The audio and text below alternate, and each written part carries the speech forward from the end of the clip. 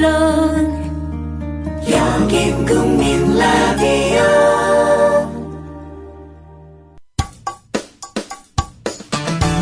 여러분께서는 지금 국민일보 해직기자 조상훈이 진행하는 국민라디오 아침 시사 프로그램 조상훈의 뉴스바를 듣고 계십니다.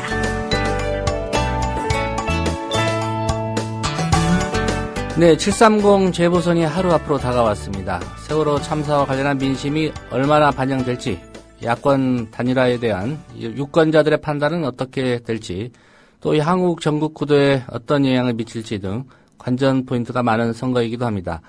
김성수 시사평론가와 함께 몇 가지 포인트를 짚어보겠습니다. 김 선생님 안녕하십니까? 안녕하세요. 김성수입니다.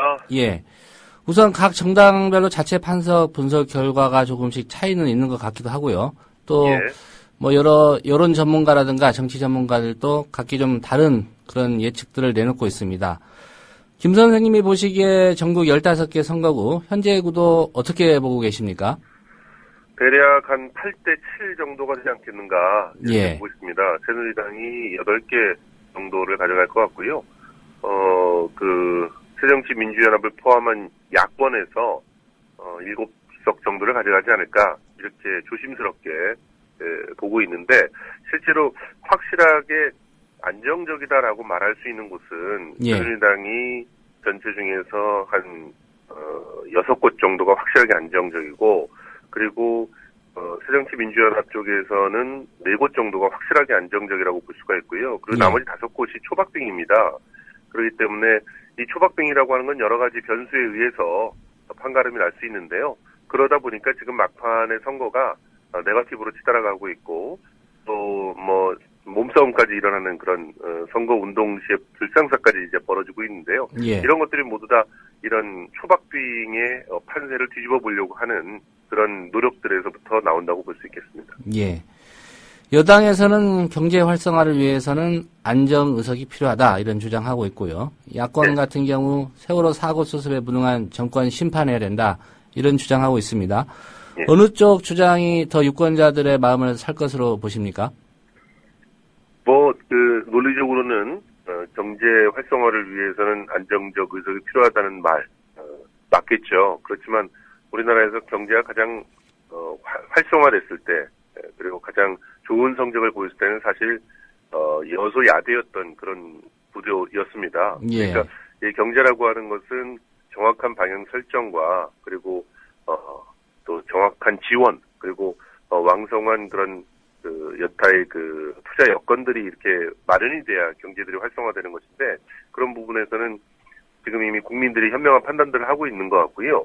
그리고 지금 세월호 참사에 대한 어떤 책임, 그리고 또 세월호 특별법에 대한 이런 책임, 이런 부분에 대해서는 아무래도 여건이 더욱더 무겁게 느껴야 되는 그런 부분들이 있기 때문에 지금 막판에 단일화를 하면서 재미난 그런 현상들이 벌어지고 있죠. 예. 이전에 단일화를 하기 전까지는 분명히 여론조사에서 세월호 참사에 대한 어떤 심판의 무게가 훨씬 더 실렸음에도 불구하고 야권의 후보들이 약세를 맺지 못했어요.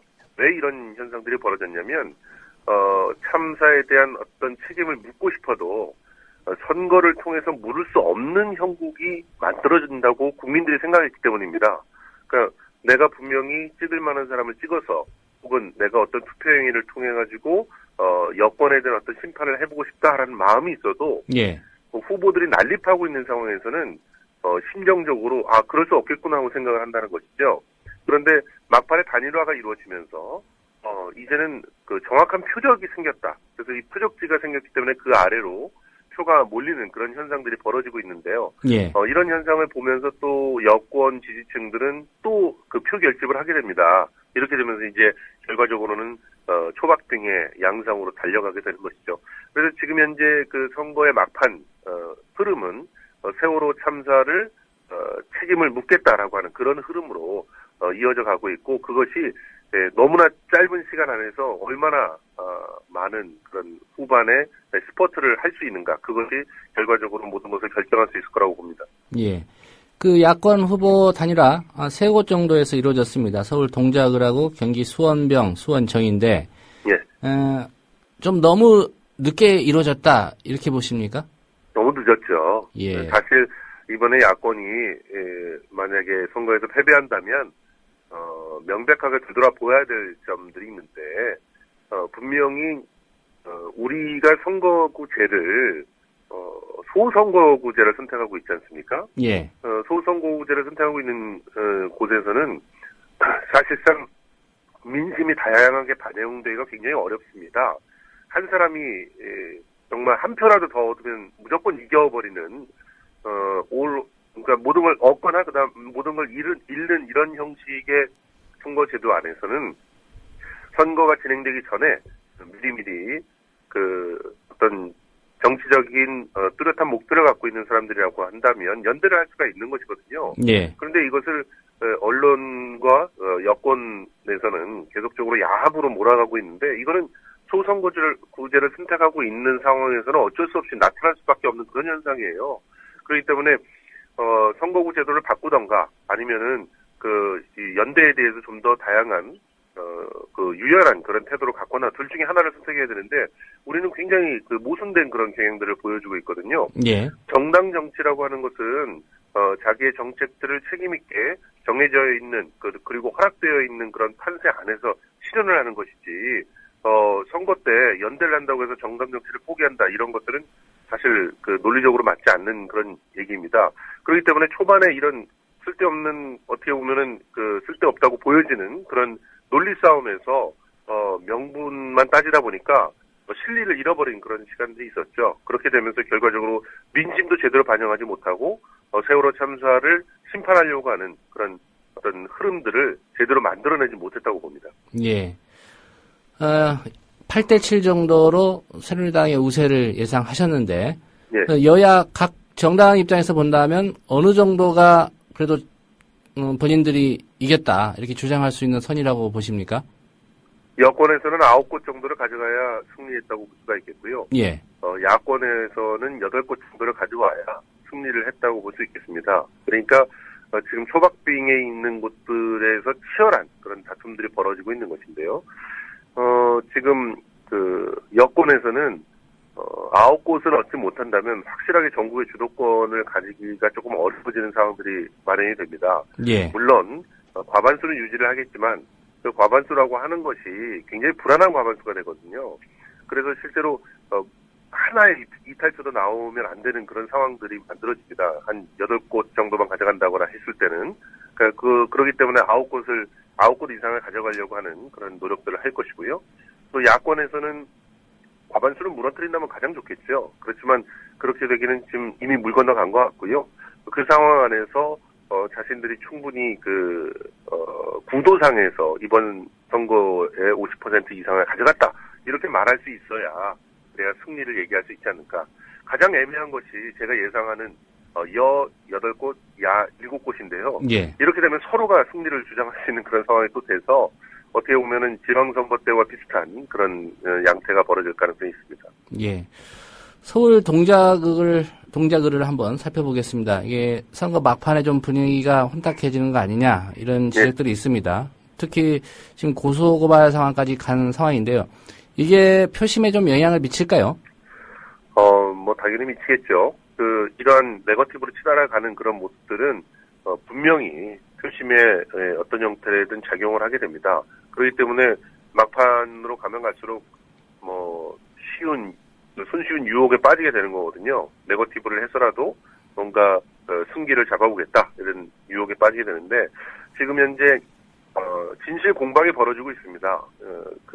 누가 먼저 폭행을 했느냐 이런 진실 공방이 벌어지고 있는데 근데 그 상황들로 봐서는 나경원 후보한테 결코 유리하게 돌아가진 않을 것 같고요. 이런 폭행이 벌어진 대상이 세월호 참사에 대한 특별법을 마련해달라는 서명운동을 하는 그곳에서 벌어졌거든요. 예. 이 부분은 빼도 박도 못하는 진실입니다. 만약에 여권의 선거운동원들이 조금 더 현명했더라면 자신들이 주장하는 만큼 그쪽에서 좀 과한 그런 어떤 질문이나 액션들을 했더라도 포용할 수 있는 모습들을 보여야 된다는 것이 아마도 대다수 국민들의 마음인 것 같고요. 그러다 보니까 새누리당이 아주 공세적으로 지금 언론의 보도자료도 뿌리면서 나오고 있지만 예. 이런 부분들이 새누리당한테 막판에 유리하게 돌아갈 것 같지는 않고요. 아마도 보수층의 표들을 좀 더 결집시켜서 어떻게든 올라오는 판세들을 갖다 좀 막아보겠다는 그런 계산인 것 같은데요. 그런 형태의 대안들이 나오고 있는 것 같습니다. 그렇지만 지금 그만큼 여권에서는 좀 불안하다는 그런 반증이고요. 실제로 지금 새누리당 지도부들이 일주일 동안 거기서 열심히 지지 유세를 하고 있고, 그리고 동작을에서는 지금 나경원 후보 측에서 돌리는 그런 문자 메시지들이 이제 회자되고 있는데, 예. 그 문자 메시지는 또 지방선거 때와 비슷하게 읍도하는 메시지예요.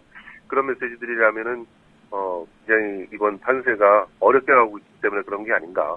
그래서 요동치고 있는 그런 판세들을 반증하는 그런 모습이라고 볼 수 있습니다. 반면 이제 노회찬 후보 측에서는 상대적으로 더 여유 있는 그런 모습들을 보이고 있는데, 아직까지는 승리한 게 아니기 때문에 그런 예. 모습보다는 좀 더 공격적으로 우리 문제들을 해결해 나갈 수 있는 대안들을 좀 더 설명해 나가야 되지 않을까. 네거티브에 너무 매진하다 보면은 실제로 똑같은 수준이다라고 정치에 대한 어떤 혐오증을 갖다가 불러일으키기가 쉽기 때문에 그런 대로 빠져들면 빠져들수록 노회찬 후보한테는 좋을 게 없습니다. 그래서 예. 좀 더 생산적인 그런 대안들을 더 많이 얘기를 하고 다녀야 되지 않을까 생각합니다. 예. 오늘 아침 서울신문 보도를 보니까 여론조사 전문가들 10사람이 동작을 이렇게 예상을 했습니다. 나경원 후보의 당선 유력을 예상한 사람이 5명, 그리고 노회찬 후보의 당선 유력을 예상한 사람이 2명, 예측 불허라고 답변한 사람이 3명입니다. 네. 김성수 평론가께서는 어떻게 예상하십니까? 저는 예측 불허라고 생각을 하고 있고요. 예. 투표율이 모든 걸 결정을 할 수 있을 거라고 봅니다. 막판에 얼마나 많은 사람들이 휴가 때임에도 불구하고 투표장까지 갈 수 있을 것인가. 그 사람들이 많으면 많을수록 노회찬 후보한테 유리하지 않을까. 그렇게 조심스럽게 생각을 해봅니다. 예. 과거 야권의 대선 경선 주자였던 손학규, 김두관 후보도 이번 재보궐선거에 어떻게 보면 좀 정치적 운명을 건 그런 상황이 됐습니다. 선거 결과에 따라서 이분들의 정치적 앞날 좀 가늠을 해볼 수 있을 것 같은데 어떻게 전망하십니까? 일단 기본적으로 단일화의 여파가 특히나 수도권 지역의 모든 선거구에 영향을 미치고 있습니다. 그래서 이전까지는 손학규 후보나 김두관 후보가, 손학규 후보는 박빙 속의 열세, 그리고 김두관 후보 같은 경우는 열세로 이렇게 분명히 돼 있었는데, 예. 그런 판도가 지금 그야말로 물결치고 있거든요. 그래서 어떤 결과가 나올지는 참 단정하기가 어렵습니다. 그런데 만약에 지금 이런 스타일을 써볼 수가 있겠죠. 두 후보가 모두 다 떨어진다. 그렇게 된다면 새정치민주연합 내에서의 영향력은 물론이고 국민들에게 있어서도 일단 대선 후보감은 아니다라고 하는 그런 판단을 받은 것으로 보기 때문에 예. 정치적인 어떤 행보를 정말 고심해야 될 그런 상황이고요. 지금 현재는 약간은 손학규 후보가 더 앞서 있기 때문에 예상을 해보면 손학규 후보만 당선이 되고 김두관 후보가 낙선이 됐다. 그러면 김두관 후보는 완전히 대권 후보의 어떤 진영에서 떨어져 나가는 그런 현상이 벌어지고, 손학규 후보는 기사회생을 하긴 하지만 영향력은 현재 줄어든 상황으로 돌아오게 됩니다. 왜냐면은 수많은 그런 동지들을 이끌지 못하고 혼자서만 살아왔다는 그런 인식을 갖기가 굉장히 쉽거든요. 예. 물론 야권이 전체적으로 승리한 가운데서 손학규 후보가 같이 혼자 살아남았다고 하면 평가는 조금 달라지겠지만, 대개는 패배의 어떤 그런 흐름들이 보이고 있기 때문에 그 가운데서는 손학규 후보가 자기 영향력을 충분히 발휘하기가 좀 어려운 구도가 만들어집니다. 다만 두 후보가 모두 승리했을 경우에는 전반적으로 야권에서 상당히 선전했다는 그런 평가를 받을 수가 있고, 예. 또 새로운 기회들이 마련이 될 텐데, 그럴 때는 김한길, 안철수 양 대표에게 또 정치적으로는 부담이 될 수도 있겠죠.